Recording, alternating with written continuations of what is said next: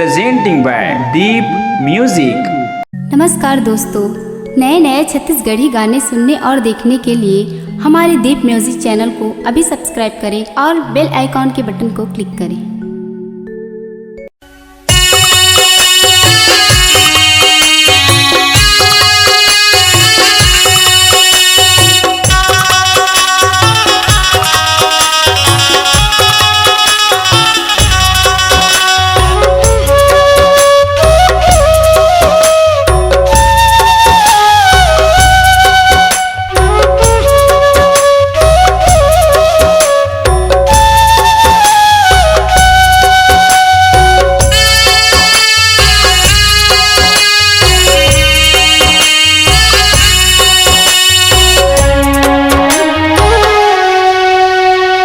इस प्यार के नाम धोखा रे, बस किस्मत माहे खोखा रे।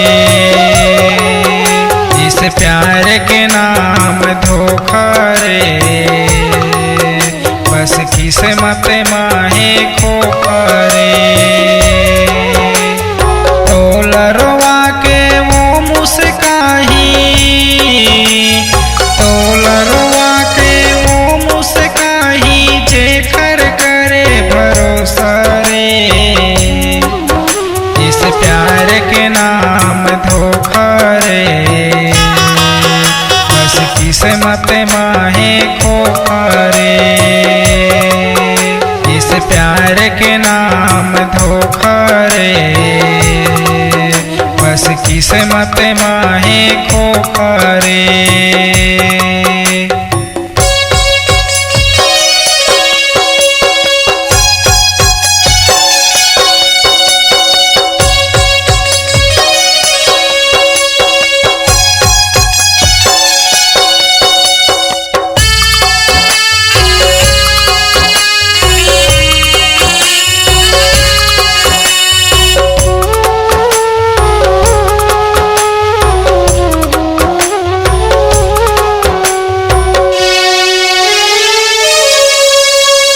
भास्कर के संग आही जाही, भोला वो सपना दिखाही।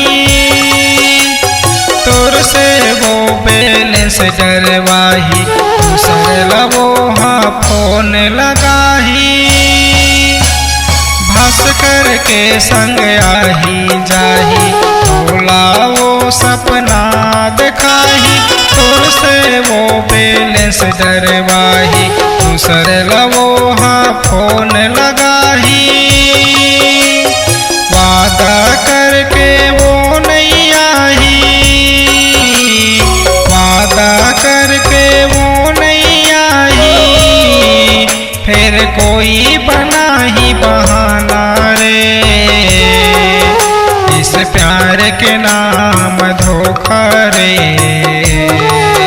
बस किस्मत माहे खोखा रे।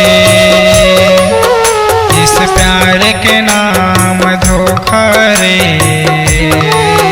बस किस्मत माहे खोखा रे।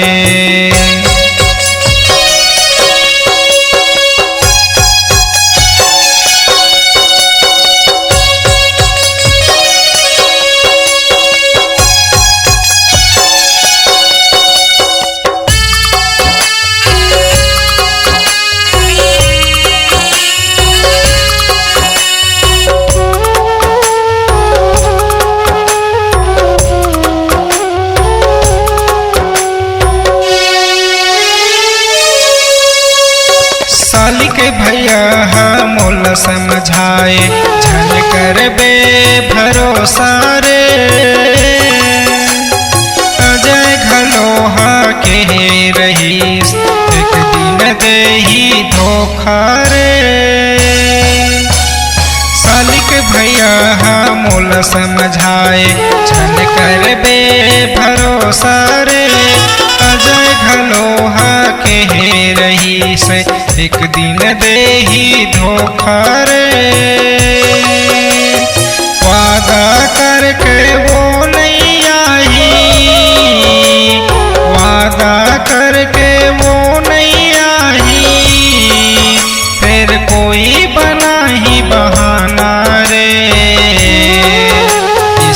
प्यार के नाम धोखा रे, बस किस्मत माहे खोखा रे। इस प्यार के नाम धोखा रे, बस किस्मत माहे खोखा रे। तोलरवा के वो मुस्काही, तोलरवा के वो मुस्काही, जेकर करे भरोसा रे। इस प्यार के नाम धोखा रे, बस किस्मत माहे खोखा रे। इस प्यार के नाम धोखा रे,